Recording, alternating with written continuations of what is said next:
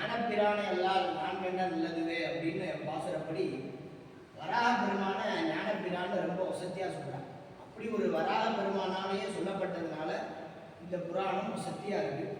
அப்படி ஒரு கீர்த்தன விரதத்தை அனுஷ்டிச்சுட்டு இருந்த நம்பாடுவான் அவர் விரதத்துக்கு போகும்போது ஒரு பிரம்மராட்சசனால ஒரு தடங்கள் ஏற்படுது.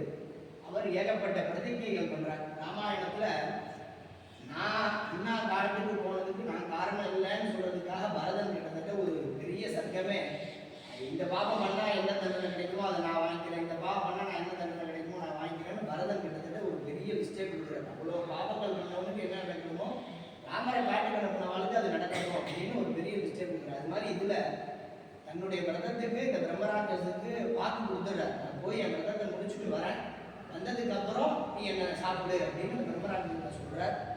அதுக்கு அவர் அவ்வளோ பிரதிஜை கொடுக்குறார். என்னன்னா பாபங்கள்னு இவர் இங்கேயே ஒரு பெரிய லிஸ்ட் வருது. இந்த புராணத்தினுடைய 2வது ஸ்லோகத்துடைய வியாக்கியானம் இதனுடைய ஒவ்வொரு அக்ஷரத்தையும் நம்ம கேட்க கேட்க 1000 வருஷம் சொர்க்கத்தில் இருந்த பலன் கிடைக்குமா அப்படி ஒரு வசதியான புராணம் இது. வியாக்கியான முறையில் படிக்கிறோம், எல்லாரும் கேட்கணும்.